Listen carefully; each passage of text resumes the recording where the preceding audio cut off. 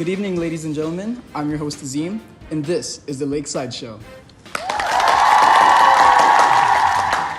Today, we'll be discussing an important issue that still actively affects thousands of Malaysians today, statelessness, and specifically, why does it exist? To find out, we are joined by our lovely guests, Ms. Jack, Ms. Ira, Ms. Janie, and Mr. G.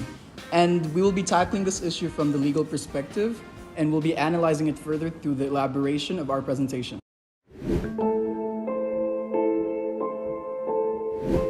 Before we begin, I would like to first establish what statelessness is. Well, according to the 1954 Stateless Person Convention, a stateless person is anybody who is not recognized as a national under any state under its operation of law, which basically means they hold no claim to citizenship, nor do they have any sort of national identity, nor are they seen as citizens by any state. It's a truly unfortunate reality countless people live through. And as of April 16, 2023, only 133,000 applications have been sent. And from these, a measly 6,000 applications have been processed thus far, accounting for a mere 5.46%. Imagine, to be brought up and raised in a country for all your life. It's all you've ever known, and all you will ever know. And to still be deprived of basic necessities and seen as anything less than human. It's nothing short of terrible. They hold no claim to the basic human rights regular citizens have, nor do they have access to basic resources like healthcare, education, and employment. And this tremendously impacts their quality of life. And that's not even the end of it. They can't even open a bank account, nor can they register for KWSP or SOCSO. Nor can they have a telephone line, in fact, or even obtain a driver's license. Some stateless people have gone as far as to compare their experience to that of an animal. To pile onto their list of issues, stateless people are also at great social risk. They are susceptible to bullying when they are younger, and as they grow older, they start to realize the systems put in place are not in their favor. And if that's not already worse, they are at higher risk of developing mental health issues. Additionally, poverty is another issue that disproportionately affects stateless people. And it's saddening and heartbreaking to see that a lot of stateless people are held back and hindered in life, incapable of reaching their potentials and improving their lives. And it's not even because they can't. It's more so that they don't have the basic resources or tools at their disposal. There are also several categories stateless people fall into, such as those who were born or arrived before Independence Day or Malaysia Day, those who are affected by discriminative nationality laws, those adopted or foundling kids, and there are also adopted stateless kids, the mobile and semi-nomadic Bajau people, indigenous peoples like the Orang Asli, and lastly, multi-generational migrants. Each of these categories face a unique, complex experience, and the fact that there are this many categories to begin with shows the shortcomings of the law in addressing this issue. And to really drill the message home, let's look at some real-life examples of stateless people. There are the Bajau Laut people who sniff glue to numb their hunger. There's also the case of Rohana Abdullah who can't apply for a job, and Alvin Dillon who can't access education. Because ultimately, behind every statistic on the chart, behind every tally on a graph, is a person. They all have their names and they're people just like us.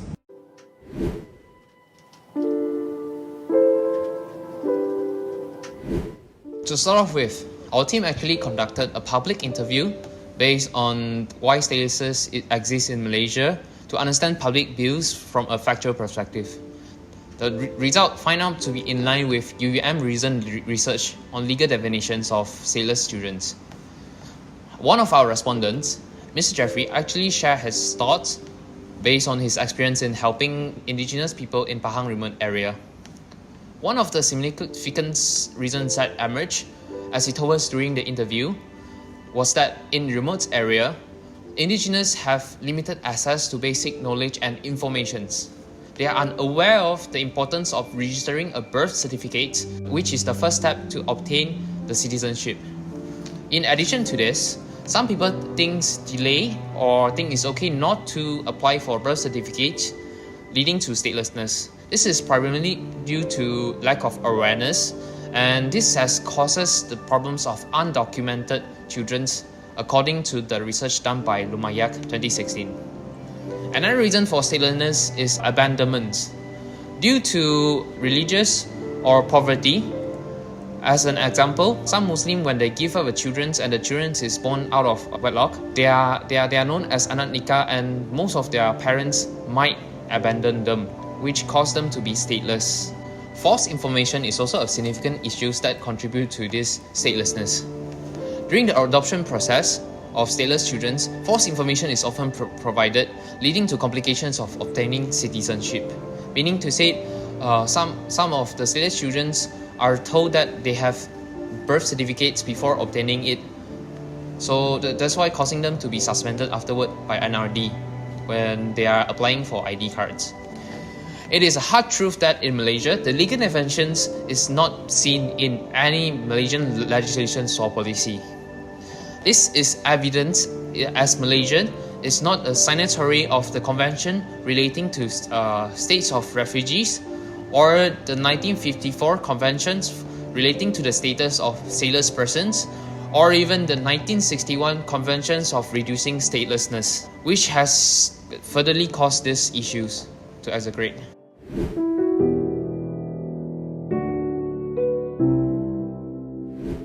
One group of individuals who are stateless in Malaysia are actually those who were born or arrived in the Federation of Malaya before Independence Day or Malaysia Day.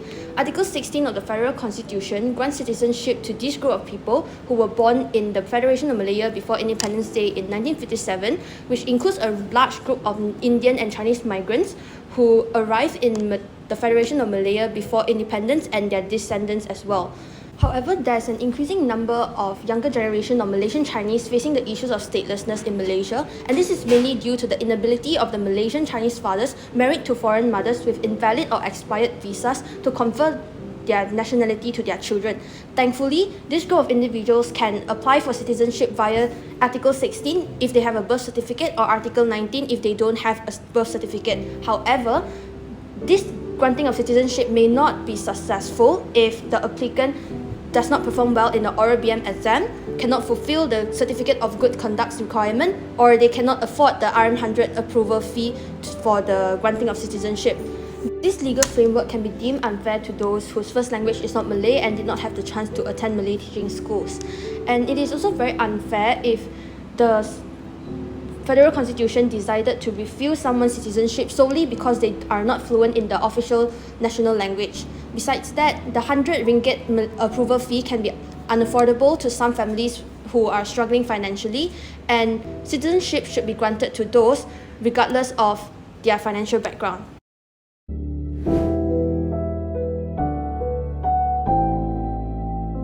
Moving on, we'll be exploring the gender unequal provisions in the nationality law in Malaysia.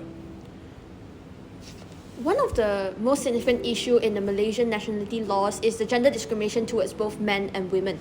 The Federal Constitution actually does not allow men to transfer his nationality to the child if that child is born outside a legally recognized marriage. This constitutional provision states that a child born to unmarried couples will have to take on the mother's nationality, and this is only possible if the mother has a citizenship and is capable of transferring that citizenship to their child.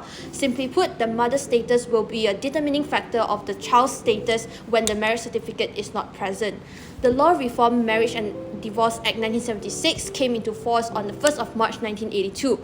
And it applies only to non-Muslims. So it renders customary and cultural marriages and other marriages conducted according to the Chinese and Hindu rites, which is not registered as invalid. So only civil marriages that are registered will be recognized by the Malaysian laws.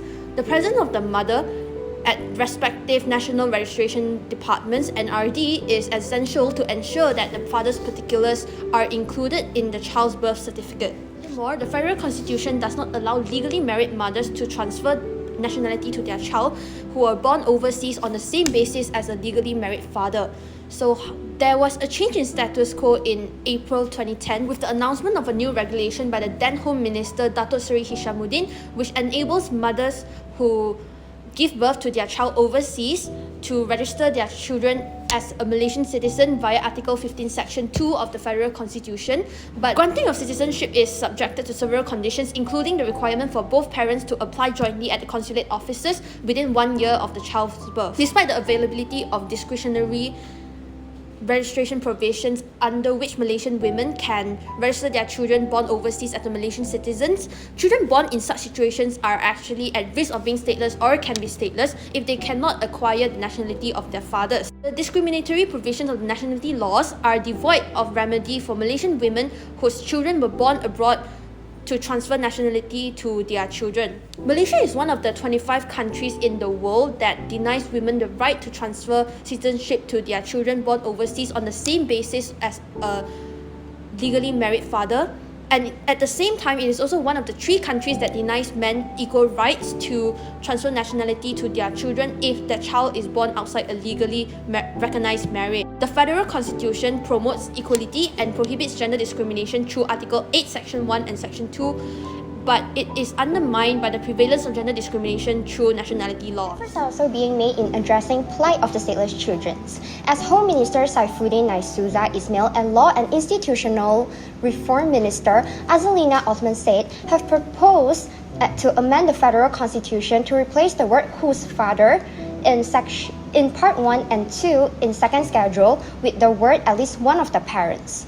Even until now, children born overseas to Malaysian women are not allowed and not entitled to automatic citizenship due to the Federal Constitution that only provides citizenship through fathers. Gender unequal provision in Malaysian nationality law is the source of discrimination and also the reason why statelessness is created. That is why it is mandatory and important to address this issue and make sure all Malaysians have the rights and have equal rights to convert nationality to their children.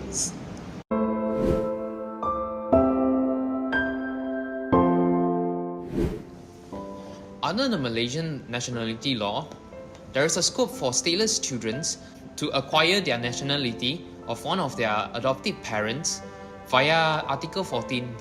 In the 1952 Adoption Act, it provides the transfers of property rights, wealth, and birth certificates to adopted children, but it does not provide a transfer of citizenship. Contrary, in Section 9.1, it provides that the adopted children have the same right, identical to the biological children, which is very contradicting. The constitutions recognize that a child born within a country is a Malaysian citizen if either of the parents is a citizen of permanent residence of Malaysia. Lawfully, the adopted children, including the abandoned and the foundling children, should be considered to inherit their nationality from their adoptive parents. However, according to the common practice, the National Registrations Departments NRD registered the Malaysians adopted children with missing parentage as bukan warga negara, which means non-citizens. NRD often issues the adoption certificates or birth certificates stating the children as non-citizens or cannot be determined.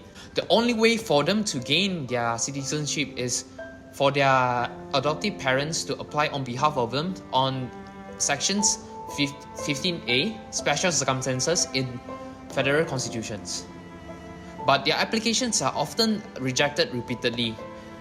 After the children are 18 years old and above, there is no avenue for them to actually apply for citizenship anymore, although it's stated as 20 years old and below inside the federal constitutions. According to Suma Kumaran, KS 2022, the FC does not provide any legal definitions in any of the legislations or policy. Hence, these problems leads to a grave disadvantage to the stateless children and the nation as well. This is also why NRD does not have any standardized procedures for the applications, which causes the application to be rejected repeatedly.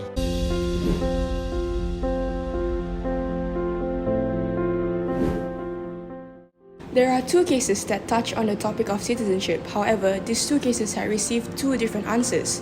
One appeal was dismissed while the other was allowed. However, it was eventually overruled. Kalau kita sewenang-wenangnya memberikan semua kewarganegaraan kepada yang bukan warga negara, apa jadi dengan Malaysia? Kita baru 30 lebih juta. Timbalan Menteri, Indonesia 2 pemain bola sepak, juta. 2 pemain bola sepak yang Filipina bermain bola 90 juta. sepak 5 tahun dapat kerakyatan. Ya, tapi itulah. Artikel 15A Timbalan Ini Menteri. adalah Baca ke kuasa tidak sepenuhnya Perlembagaan Persekutuan? kerajaan. Budi bicara kerajaan untuk memberi atau Apa tidak. dibicara? Akan dibicarakan. Kes Manisha, Suhaira dan Surani Kempah. Let me first talk to you about the case of Manisha, Sulaiha Abdul Majid and Ketua Pengarah Pendaftaran and others. In this case, Manisha was born in India to a Malaysian mother and an Indian father. She was denied citizenship despite applying for it formally under Article 15 Clause 2 of the Federal Constitution. Manisha argued that her mother, who is a Malaysian, should be able to pass on her citizenship and that the word father in Article 14 Clause 2b should include the word mother or either one of her parents. She also claimed that the government would be discriminating against her if she was denied citizenship, as it would go against the whole clause of Article 8 of the Federal Constitution. Unfortunately, her appeal was dismissed as it was evident that her father was not a Malaysian during her birth, therefore she was denied citizenship.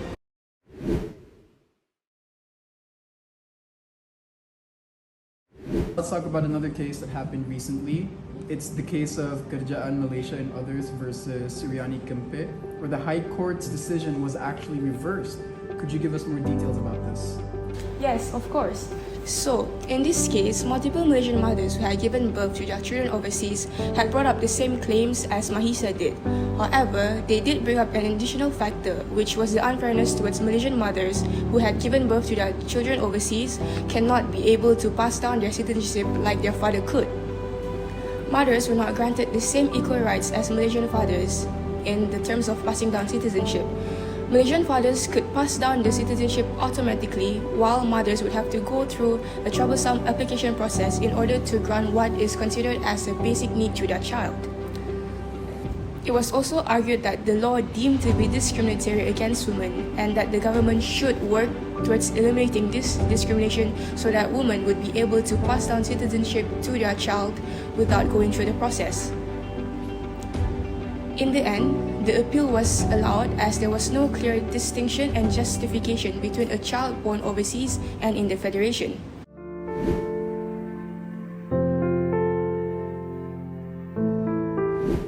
However, this happiness did not last long as it was eventually overruled.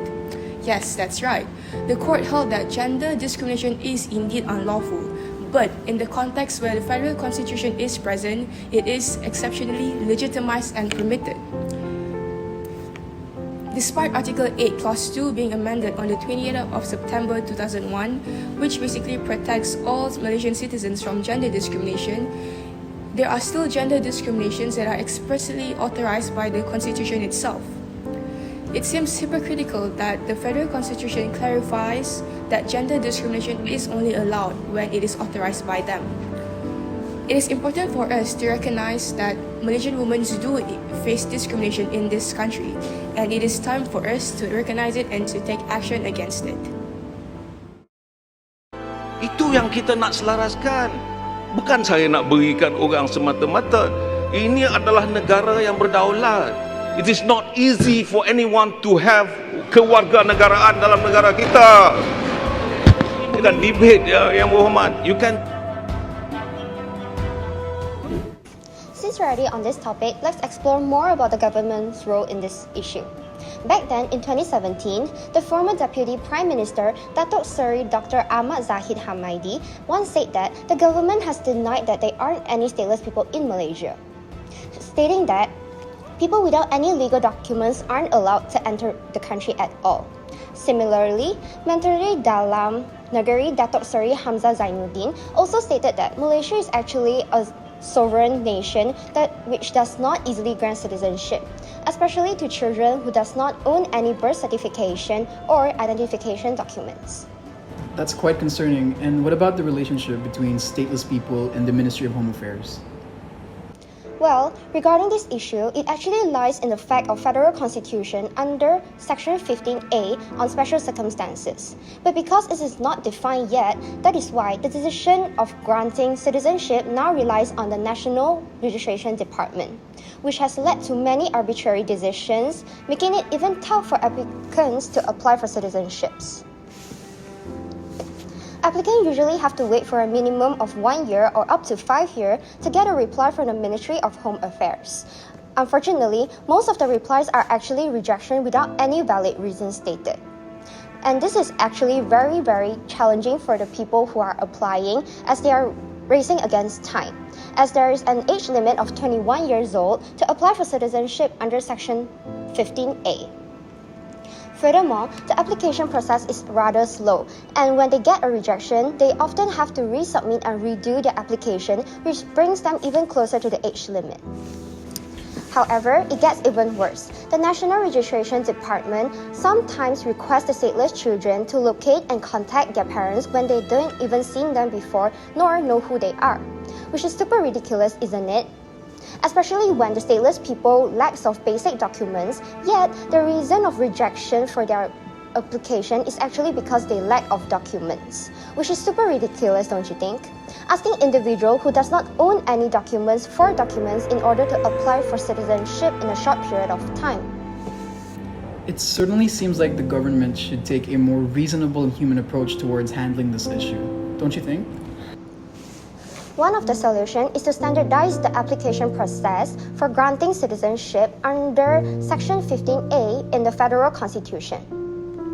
This action will greatly eliminate the arbitrary decisions made by the National Registration Department, and it will also make sure that all applicants are actually treated equally. Other than that, the government can also provide a clearer definitions for the term special circumstances to avoid any confusion and make sure that all decisions making are fair and square and all applicants are treated fairly. Those are really great suggestions. We hope that the government considers these proposals and takes action to resolve this issue. Our current Home Minister, Saifuddin Naisuddin Ismail, of the term actually set up a special committee to look into the citizenship of these issues early this year.